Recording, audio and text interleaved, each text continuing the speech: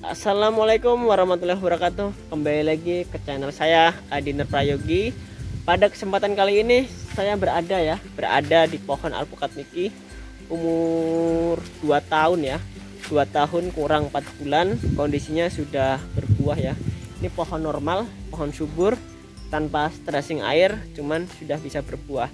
Nah, di sini saya akan menjawab atau sharing ya tentang bagaimana sih cara kita membedakan tanaman yang siap dibuahkan atau yang belum dibuahkan berdasarkan bentuk fisik dari penampakan dari pohon ataupun tunas yang akan kita buat. Nah, saksikan terus video kali ini, jangan lupa di subscribe bagi yang belum subscribe.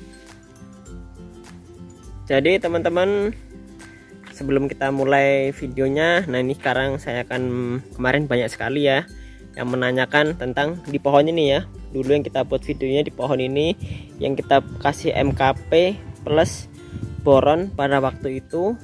Nah, sekarang kan waktu itu sudah kita buat dan sudah berbunga juga ya, sudah kita update ya. Nah, tapi waktu pada saat itu saking panasnya ekstrim ya, jadi buahnya itu masih sebesar sejempol tangan atau sekelereng itu. Beberapa ada yang rontok dan ada yang jadi 1 atau 3 buah di atas itu yang sudah besar ya. Namun ketika dia sudah mulai jadi buah lagi itu ada yang besar sekitar 3 buah di atas, itu nggak kelihatan ya di atas sana. Sekarang dia disusul lagi oleh bunganya lagi. Nah, ini ada bunga-bunga baru mulai bermunculan ya. Ini juga sudah mulai keluar tunas lagi. Ini keluar tunas-tunas bunganya ini semua ya. Nah, ini juga kelihatannya sudah mulai furset ya. Tuh teman-teman, nih kelihatan fursetnya di sini. Nah, jadi ketika kita penggunaan MKP itu memang tidak langsung jadi bunga ya.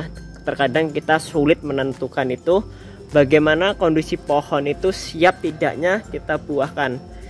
Siap tidaknya itu bukan masalah umur tanaman ya. Jadi sebenarnya umur tanaman itu menjadi faktor penentu juga ya. Cuman kalaupun umur tanaman sudah tua namun kondisi tunasnya belum pas atau fasenya belum pas, juga tidak bisa kita paksakan untuk berbuah ya.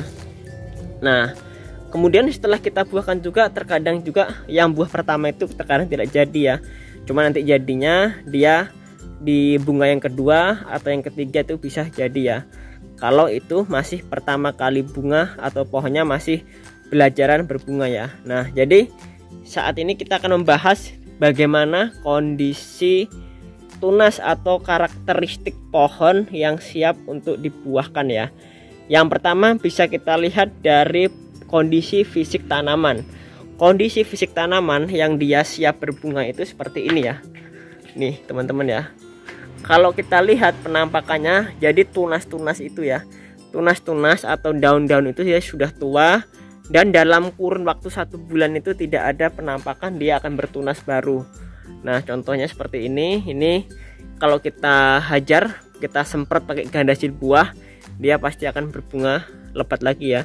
Cuman karena sebelah sana itu sudah mulai berbunga dan sebelah sini juga kemungkinan sudah mulai akan berbunga lagi, makanya itu sudah kita stopkan untuk penyemprotan dengan ganda sil buah. Jadi yang bisa kita lihat itu daun itu sudah nggak hijau meling lagi ya, sudah nggak hijau meling lagi. Cuman dia bukan sakit ya, cuman dia sudah benar-benar stagnan, pertumbuhannya stagnan, tidak mau bertunas dalam kurun waktu 1 bulan lebih. Dan tunas-tunasnya itu juga dia kalau kita lihat itu seperti ini teman-teman. Nih, dia agak berhenti ya, agak mandek dia pertumbuhannya ya tuh. Nah, dengan kondisi seperti ini siap dibuahkan. Nanti kita akan bergeser ke sana, kita lihat kondisi tanaman yang belum siap dibuahkan ya. Nah, nih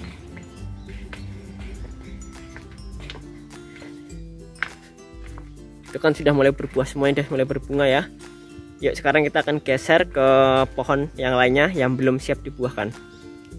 Nah, kita bergeser ke tanaman tabul ampot ini atau yang sudah besar ini. Kita kasih contoh sampel yang kondisinya masih seperti ini teman-teman. Ini kalau dilihat masih seger sekali, masih hijau pekat, masih meling ya. Tunas-tunasnya pun masih aktif seperti ini ya. Nah, ini masih aktif seperti ini. Sebelah sana juga masih aktif ya tuh. Nah, ini kan. Ini berarti dia menandakan walaupun kita kasih doping, walaupun kita kasih MKP banyak pun, dia tidak akan bisa mau berbuah kalau kondisi tunasnya seperti ini. Nah ini teman-teman, terkadang juga dalam satu pohon itu untuk kondisi tunasnya itu tersentralistik atau tidak menyebar secara rata. Kita ambil saja contoh pohon yang ini teman-teman. Di sebelah sisi bagian timur kalau kita lihat ya, itu dia masih terus bertunas terus teman-teman. Cuman kita bergeser sedikit ya. Kita bergeser sedikit sebelah sini. Ini sudah mulai menampakkan hasil bunganya. Ini pohon alpukat Miki umur 2 tahun kurang 4 bulan. Atau tepatnya 1 tahun 8 bulan ya. Nih juga sudah mulai berbunga nih.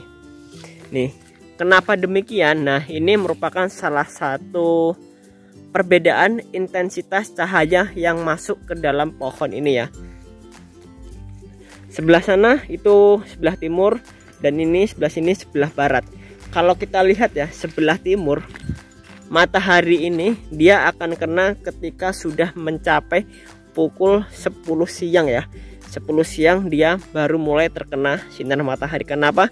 Karena di sana ada pohon durian, ada pohon jambu, durian lagi, dan ada rumah itu ya. Jadi ketika dia ke sini mataharinya kurang ya. Ketika sebelah sini dia pukul 1 pun sudah terkena sinar matahari sampai hampir tenggelamnya matahari ya. Maka dari itu ada perbedaan intensitas cahaya yang masuk sehingga menyebabkan perbedaan umur ontogenik dari masing-masing tanaman itu. Nah, sehingga sebelah sini mayoritas hampir 50% ranting sudah menampakkan calon bunga dan sudah berbunga juga ya. Dan sebelah sini sama sekali tidak ada yang menghasilkan bunga sama sekali. Nah disitulah kita perlunya pencahayaan yang merata. Nah ketika pencahayaan merata, maka satu pohon itu pasti akan mendapatkan sinar semuanya, sehingga nanti umur dari ranting itu akan sama semua ya. Bukan umur pohon ya, tapi umur ranting. Ketika dia masih seperti ini, maka umurnya akan muda lagi teman-teman. Ini masih muda lagi ya, berbeda sudah yang tua seperti ini ya tuh. Nah, cuman nanti ya ketika ini sudah disusul bunga, sebelah ini disusul bunga, biasanya dia akan menyebabkan penyerapan unsur hara yang tinggi ya, sehingga tanaman itu akan membutuhkan unsur hara yang tinggi, sehingga akan menyebabkan stressing pada tanaman ya. Stres pada tanaman yang mengakibatkan juga nanti ranting sebelah sini lama kelamaan dia kekurangan unsur hara dan stres, yang ujung-ujungnya dia akan memicu pertumbuhan bunga lagi. Kalau kita lihat juga sudah mulai ada penampakan calon-calon bunga juga ya ranting sebelah sini ya. Contohnya nih teman-teman. Nah itu yang menyebabkan terkadang kita memberikan MKP itu tidak serta-merta langsung berbunga semuanya ya, karena tanaman itu membutuhkan fase yang tepat untuk dia dapat berbuah atau berbunga. Yang jelasnya kalau kondisi tunasnya seperti ini, jangan kita paksakan, kita paksa berbuah ya. Alangkah baiknya kita treatment terlebih dahulu, kita siapkan pohon kita sehingga nanti tepat pada waktunya langsung kita buahkan. Nah seperti itu ya. Caranya bagaimana ketika menyiapkan pohon supaya cepat siap untuk dibuahkan? Tentunya ada beberapa treatment. Yang pertama kita lakukan stressing air, kita kurangi interval penyiraman air tuh bisa juga. Kemudian kita kurangin penggunaan pupuk yang mengandung nitrogen atau nitrat yang tinggi. Contohnya apa? Contohnya NPK 16, urea dan lain sebagainya ya. Karena di pupuk NPK 16 itu terkandung 16% sendiri N-nya, dan di urea itu ada 46% kandungan N-nya, sehingga itu harus kita kurangin. Kita ganti ke pupuk-pupuk yang mengandung kalium dan fosfat yang tinggi. Ada MKP, ada KNO3 dan lain-lain. Nah, kalaupun kita pengen dengan organik, bisa saja teman-teman kita gunakan ya. Kita pilih bahan organik yang mengandung kandungan P dan kalium yang tinggi. Contohnya ada kedebok pisang itu juga bisa, kemudian sabut kelapa, kemudian air cucian beras itu juga bisa kita manfaatkan dan kita fermentasi, kita buatkan POC teman-teman. Oke, mungkin saya akhiri sampai di sini. Saya ucapkan terima kasih. Wassalamualaikum warahmatullahi wabarakatuh.